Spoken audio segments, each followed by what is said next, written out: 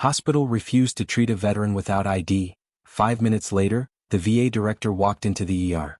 Jim Corian had spent decades saving lives as a combat medic. At 78 years old, the decorated veteran now found himself fighting for his own life, not on a battlefield but in a modern American hospital waiting room. "I'm sorry, sir, but without a valid government-issued photo ID and current insurance card, we can't admit you for non-emergency treatment." "Hospital policy," the ER intake clerk stated, her voice flat as she avoided eye contact with the elderly man. Jim leaned heavily on the counter, his face pale and etched with pain. The crushing sensation in his chest was unmistakable to someone with his medical training, classic signs of a heart attack. "My VA card, it's in my wallet. Stolen yesterday." "This is urgent," Jim explained, struggling to catch his breath. The clerk just pointed to a sign detailing admission requirement. Policy is policy. 5 minutes later, as Jim slumped onto a hard plastic chair gasping for breath, the ER doors burst open. A uniformed Army colonel, his face a mask of cold fury, strode in, his eyes scanning the room until they locked onto Jim. Jim Corian knew the grim reality of triage better than most. He'd spent 30 years as an Army combat medic, making life-or-death decisions under fire with far fewer resources than this gleaming modern hospital possessed.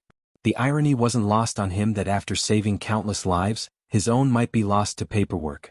The sudden crushing chest pain had seized him while walking in the park, radiating down his left arm, symptoms he recognized with chilling clarity. He'd managed to get a taxi to County General, the nearest hospital, his breath coming in ragged gasps and cold sweat breaking out across his brow. His wallet, containing his driver's license, Medicare card, and VA identification that detailed his service-connected heart condition, had been stolen just the previous day. All he had was a worn copy of his DD-214 discharge papers he kept folded in his jacket pocket for emergencies, and the memorized name of his VA cardiologist, Dr. Evans. The waiting room buzzed with activity, a chaotic mix of coughs, cries, and anxious conversations. Jim stumbled to the ER intake desk, each step an effort as the pain intensified. The intake clerk, a young woman named Brenda, was clearly stressed, juggling ringing phones and a line of worried faces. When Jim finally reached the desk, leaning heavily on the counter for support, his face ashen, she barely looked up from her screen. "Name, reason for visit?" she asked, her voice clipped. "James Corian," he managed, his voice weak. "Chest pain. Severe. Radiating to arm. Shortness of breath." Brenda typed mechanically. "Date of birth? Insurance?" "August 12, 1945, Jim gasped. "VA healthcare for a service-connected heart condition. My wallet was stolen yesterday. All my ID insurance cards, but I have my DD-214. He fumbled in his pocket for the folded papers. Brenda held up a hand, stopping him. "Sir, I understand you're not feeling well, but for us to initiate treatment, especially for something potentially cardiac, we require a current government-issued photo ID and proof of active insurance coverage. It's hospital policy. We need to verify identity and ability to pay before admission for non-critical cases." "This is critical," Jim insisted, a wave of dizziness washing over him. "My VA cardiologist is Dr. Evans. You can call her. She knows my history. We can't just call doctors without a patient file established. And we can't establish a file without ID and insurance verification," Brenda recited, her tone becoming firmer, as if dealing with a difficult child. "Do you have any photo ID on you? A driver's license? Passport?"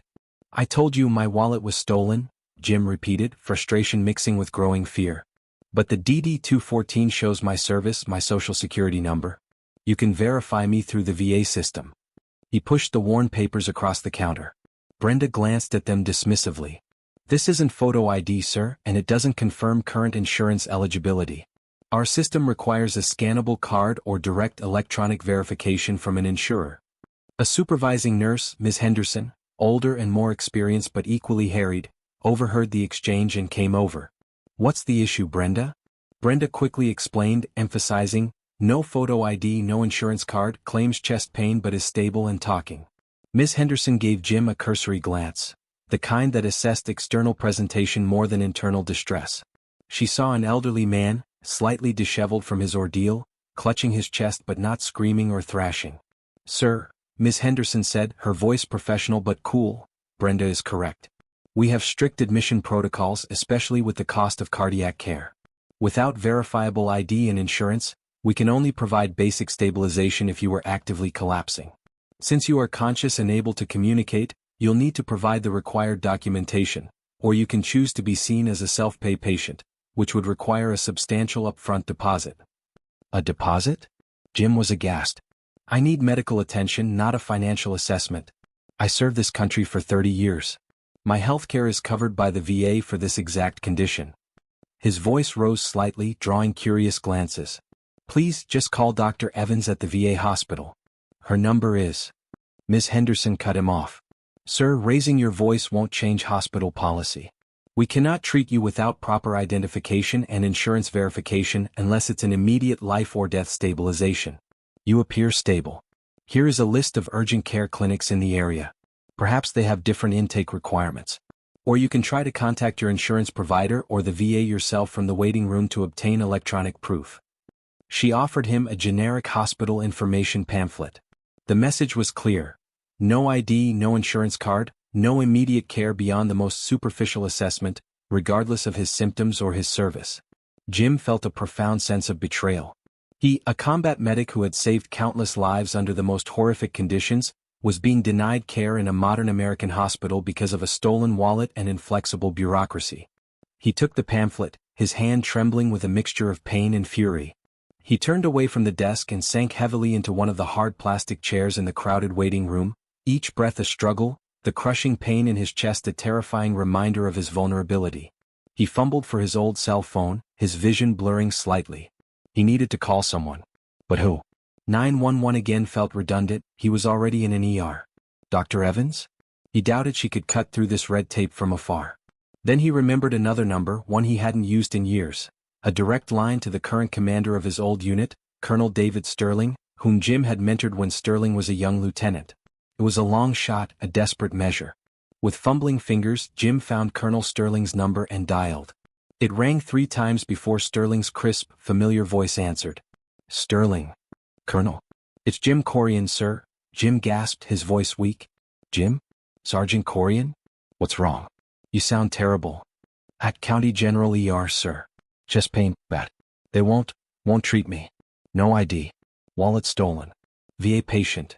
He struggled to get the words out, each one an effort. Won't treat you? Sterling's voice sharpened instantly. County General, you said? For a cardiac issue? What reason are they giving Jim? Hospital policy. No photo ID. No insurance card in hand. Even though I told them. Service connected. They're denying a veteran with acute cardiac symptoms care over paperwork? The controlled fury in Sterling's voice was unmistakable. Jim, you stay right there. Don't try to argue with them anymore. Just try to stay calm. I'm 5 minutes from County General. I'm coming and I'm making one call on the way. The line clicked dead. Jim leaned his head back, the pain making him dizzy. He wasn't sure if Sterling could do anything, but just hearing his old CO's decisive voice offered a sliver of hope. The cavalry arrives. 4 minutes passed, an eternity of agony and anxiety. The ER buzzed around him, a blur of activity that seemed to pointedly exclude him. Then, 5 minutes after the call, the automatic ER doors swished open with force. Colonel David Sterling strode in, still in his Army combat uniform, having clearly come straight from his office or a field exercise. He was an imposing figure, his uniform crisp, his insignia gleaming, his face set in a mask of grim determination. His eyes scanned the chaotic waiting room with practiced speed, immediately finding Jim slumped in the chair. He was at Jim's side in seconds. Jim, hang in there. Help is here. He knelt beside his old sergeant. Just behind Colonel Sterling, 2 more uniformed personnel entered, a captain who looked like a physician and a master sergeant carrying a medical kit. Colonel Sterling didn't waste time with the intake desk. He looked directly at Ms. Henderson, the supervising nurse, who had come forward, her expression wary at the sudden appearance of military personnel. Nurse, Sterling's voice was quiet but resonated with absolute command. This is Sergeant First Class James Corian, retired United States Army. He is a decorated combat medic. He is experiencing acute cardiac distress. He is a VA patient with a documented service-connected heart condition. Your facility has apparently refused him treatment due to a lack of physical ID despite being informed of his status and symptoms. Ms. Henderson began, Colonel, hospital policy requires. Sterling cut her off, his voice like ice. Your policy is about to become secondary to medical ethics and federal law regarding emergency care, especially for veterans with known critical conditions. Captain Miller, he nodded to the Army doctor, assess Sergeant Corian immediately. Master Sergeant, assist him. The Army medical team went to work instantly, their movements swift and professional, checking Jim's vitals, administering oxygen from their kit. Brenda, the intake clerk, watched from behind her counter, her jaw slack with disbelief. As for hospital policy, Colonel Sterling continued, turning his full attention to Ms. Henderson and Brenda, my office has already contacted the Regional Director of Veterans Affairs, the TRICARE Regional Office, and the hospital's Chief Administrator, who I believe is a former Navy captain, and is currently en route. I expect he'll be very interested in why a veteran under his hospital's care, presenting with life-threatening symptoms, was denied access due to a stolen wallet. Ms. Henderson's face drained of color. Brenda looked terrified. We will also be lodging a formal complaint with the Joint Commission and the State Medical Board regarding potential patient abandonment and violation of EMTALA regulations. The colonel then pulled out his own military ID. My name is Colonel David Sterling. Sergeant Corian served under my command. I am vouching for his identity and his VA eligibility personally. If your system requires a credit card to start his treatment right now, you can use mine. He produced a card. But I assure you, if his care is delayed one more second due to your administrative dithering, the consequences for this hospital, and for you personally, will be severe. The arrival of the Army colonel and his medical team, coupled with his authoritative intervention and the mention of calls to the highest levels, galvanized the ER staff into action as nothing Jim had said could. Suddenly a gurney appeared. Jim, now receiving initial stabilization from the Army doctor, was gently lifted onto it. Doors to the cardiac unit, previously inaccessible, swung open. Cardiologists were paged. The bureaucratic dam had not just broken, it had been obliterated. Colonel Sterling stayed by Jim's side until he was admitted to the cardiac ICU and confirmed to be receiving appropriate care. The hospital's chief administrator did indeed arrive, looking mortified, and personally apologized to both Colonel Sterling and later, to Jim once he was more stable. He assured the colonel that a full investigation into the ER's intake procedures and the staff's conduct would be launched immediately, with severe repercussions for any policy violations. Brenda and Ms. Henderson were conspicuously absent from the ER floor when Colonel Sterling finally left, their futures at County General looking decidedly uncertain. Jim, it turned out, was having a serious cardiac event. The swift intervention, first by the Army medical team and then by the hospital cardiologists once the barriers were removed, likely saved his life or prevented more severe heart damage. Days later, recovering in his hospital room, Jim received a visit from a deeply contrite hospital administration and a proud Colonel Sterling. Shouldn't have taken a colonel storming the place to get you treated, Jim, Sterling said, shaking his head. The system failed you.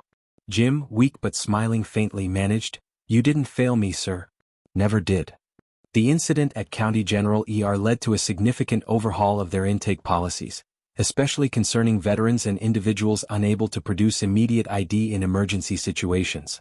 The story, though kept out of mainstream media by the hospital's frantic damage control, circulated widely within veteran networks, a stark reminder of the battles some still faced even after leaving the battlefield. This incident highlighted several critical failures in our healthcare system, particularly how rigid administrative procedures can sometimes override medical judgment and common sense, especially when dealing with vulnerable populations like elderly veterans. The hospital's policy of requiring physical ID and insurance verification before initiating treatment for serious conditions like cardiac symptoms placed financial considerations ahead of patient welfare, a dangerous and potentially illegal practice, especially considering federal EMTALA laws requiring emergency medical treatment regardless of ability to pay. For veterans, this story struck a particularly painful chord.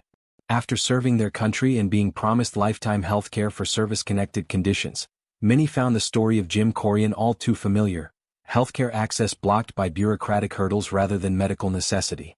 Perhaps the most important lesson from Jim's experience is the critical importance of having an advocate in healthcare settings.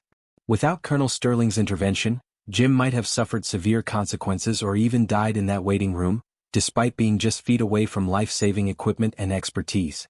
For elderly patients, patients in crisis, or those without family nearby, navigating the complex requirements of modern healthcare facilities can be overwhelming, especially when medically compromised. Having someone who can speak on their behalf, whether a family member, friend, or in Jim's case a fellow veteran, can make the difference between receiving care and being lost in administrative requirements. Because when a hero is in peril, sometimes it takes another hero cutting through red tape with the force of a command decision to ensure that the promise of care is more than just a policy written on paper. It's a life saved. Access to healthcare for our veterans should be immediate and unconditional, especially in an emergency. Their service deserves nothing less than our utmost respect and care when they need it most.